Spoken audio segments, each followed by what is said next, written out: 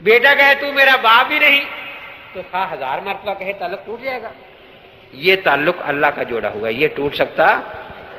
لیکن جو تعلق انسان جوڑتا ہے، جس مقصد کے لیے جوڑتا ہے، اگر وہ پورا نہیں ہو رہا تو اس کے توڑنے کا بھی اس کو اختیار ہے. نکاح کا تعلق انسان نے خود جوڑا ہے، اس لیے اس کو توڑنے کا بھی اس کو اختیار ہے. اگرچہ یہ فرمایا کہ اللہ کے ہاں سب سے زیادہ ناپسند چیز طلاق ہے حلال چیزوں میں.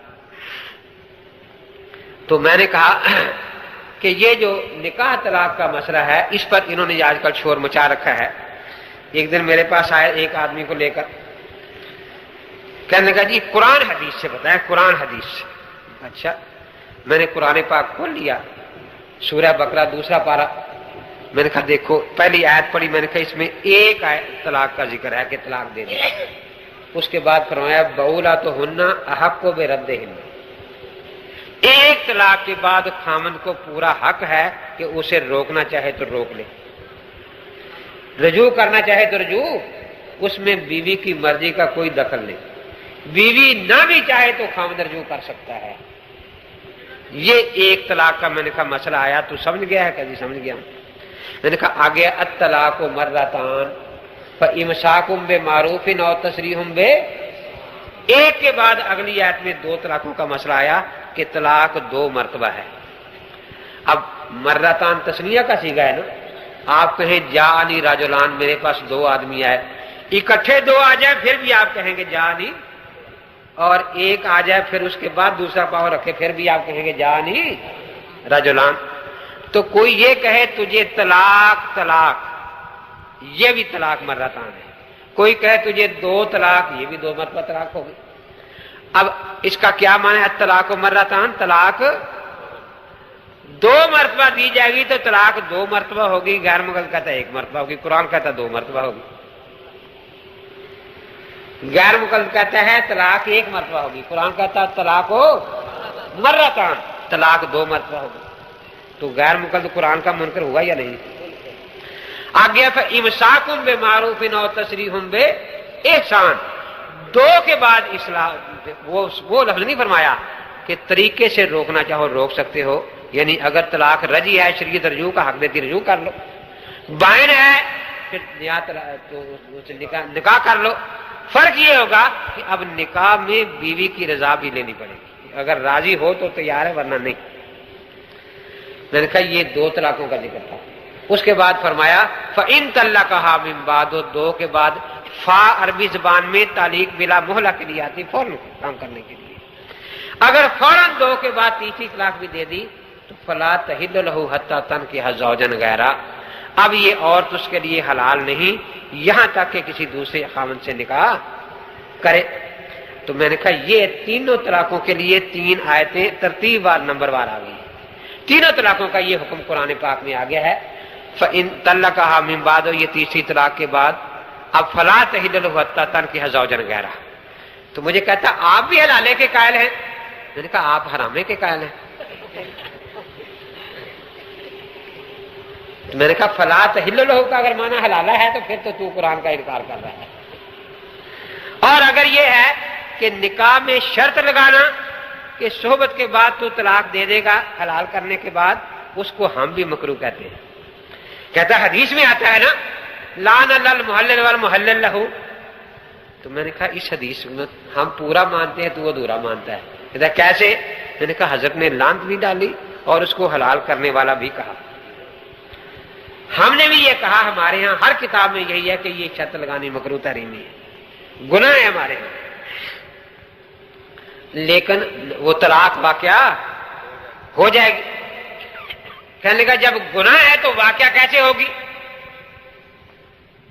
اگر غلط طریقے سے نماز شروع کی جائے تو نماز شروع ہو جائے گی. میں نے کہا نہیں. کہ پھر طلاق کیسے ہو جائے گی؟ میں نے کہا تو نے طلاق کا قیاس نماز کے شروع کرنے پر کیوں کیا ہے؟ نماز سے نکلنے پر کرنا. جس میں نے کہا شیعوں کا قیاس ہے جس کا امام طحاوی جواب دیں گے طحاوی شریف میں کہ اس کا قیاس نماز کے داخلے پر نہ کرو، نکلنے پر کرو. اب نکلنے کا صحیح طریقہ ہے کہ السلام علیکم ورحمۃ اللہ کہہ کر نکلو. تو نماز سے بھی نکل گئے اور گناہ نہیں ہوا بلکہ ثواب ہوا. لیکن اگر آپ نے سلام سے پہلے باتیں شروع کر دی تو نماز سے یقین نکل گیا، گناہ بھی ہوا. آپ سلام سے پہلے اٹھ کر بھاگ گئے کہیں تو نماز ٹوٹ گئی یا نہیں؟ نماز سے بھی نکل گئے اور گناہ بھی آپ کو ہوا۔ تو میں نے کہا ہم بھی یہی کہتے ہیں کہ اگر غیر شرعی طریقے سے کوئی طلاق دے تو گناہ بھی ہوتا ہے اور طلاقیں بھی تینوں واقعہ، جیسے ایام حیض میں کوئی طلاق دے۔ اس کے بعد میں نے اسے کہنے لگا جی یہ شرط جو ہے یہ غلط ہے۔ تو میں نے کہا امام ابو حنیفہ کتنے سیانے ہیں کہ غلط شرط کا اعتبار نہیں کرتے کہ غلط ہے چھوڑو اس کو، نکاح ہو گیا، اور اس شرط کو ماننا بھی نہیں، اب وہ طلاق دے بے شک یا نہ دے۔ تو میں نے کہا تم اس کو غلط بھی کہتے ہو مؤثر بھی مانتے ہو، امام صاحب کہتے ہیں غلط ہے مؤثر ہے ہی نہیں۔ اب وہ خاموش۔ میں نے کہا کہ آپ کے مولوی صاحبان نے آپ کو ساری عمر کی حرام پر لگا دیا ہے۔ ایک ان کے مولوی سے بحث ہو رہی تھی، کہنے لگا جی ہم تو فتویٰ اس لیے دیتے ہیں وہ لوگ چاہتے ہیں کہ مل کر بیٹھے ہیں، ہم کہتے ہیں چلو ہمارے بھی چار پیسے ہو جائیں گے، یہ ان کا گھر بھی آباد ہو جائے گا، کچھ نہ کچھ ہو جائے گا۔ میں نے کہا کچھ نہ کچھ نہیں، ان کا تم نے سب کچھ دیا، کچھ بھی نہیں رہا ان کے پلے۔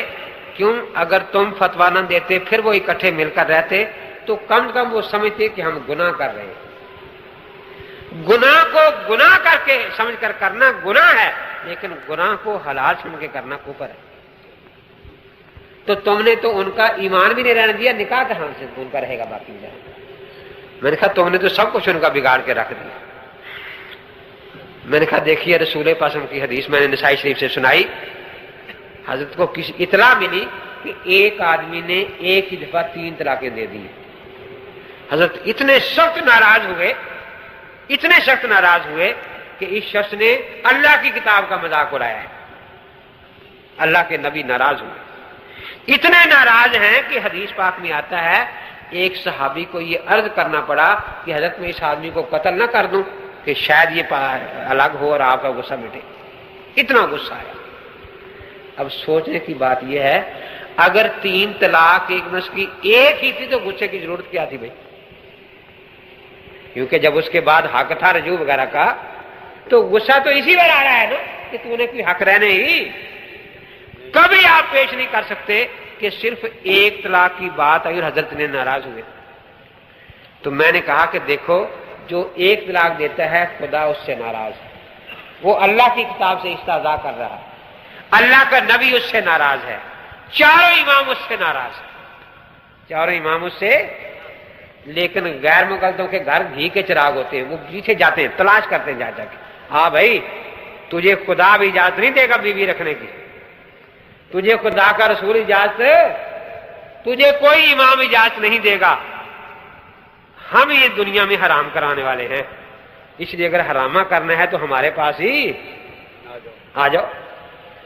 اب وہ جناب پیچھے جائیں گے۔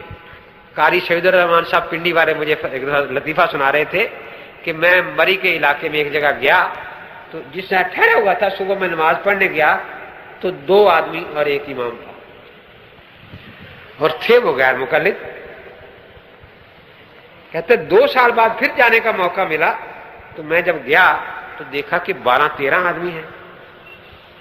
تو میں نے گھر والوں سے بات کی کہ یہ مولوی صاحب اچھے محنتی معلوم ہوتے ہیں کہ 2 سال میں 11-12 غیر مقلد بنا لیے ہیں۔ تو انہوں نے ہنس کر کہا کہ نہیں جی ان کی محنت نہیں ہے، یہ سارے طلاقوں والے ہیں،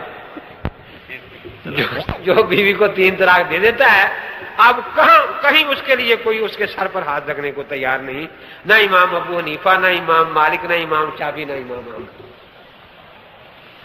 اور یہ مسئلہ تو ایسا واضح ہے کہ تاریخ میں ایسے واقعات آ گئے، وقت تھوڑا ہے ورنہ میں 2-4 بیان کرتا۔ ایک واقعہ بیان کر دیتا ہوں کہ امام صاحب تشریف لے گئے حج کے لیے، وہاں ایک آدمی آیا کہ حضرت میں بڑا پریشان ہوں، میں نے آج اپنی بیوی سے کہا کسی بات پر ناراض ہو کر کہ آج اگر میں 1 گھنٹہ کوئی ایسی بات نہ کروں جو میرے سوا اس وقت اور کوئی نہ کر رہا ہو انسان تو تجھے 3 طلاق۔ اب کہتے ہیں میں صبح سے مسئلہ پوچھتا پھر رہا ہوں، سارے یہ کہتے ہیں کہ سورج غروب ہو جائے گا تیری بیوی کو 3 طلاقیں ہو جائیں۔ آخر کسی نے کہا کہ امام ابو حنیفہ ان کے پاس جاؤ، تو امام صاحب نے فرمایا کہ نہیں ہوں گی، میں تمہیں طریقہ بتاتا ہوں۔ جی کیا طریقہ بتائیں گے؟ میں کہتا ہوں میں نفل پڑھتا ہوں، لوگ کہتے ہیں پتہ نہیں ہزاروں اس وقت نفل پڑھ رہے ہوں گے۔ میں قرآن لے کر بیٹھتا ہوں تاکہ بیوی بچ جائے، کہتے ہیں کہ اتنے کہ نہیں قرآن پڑھ رہے ہوں گے۔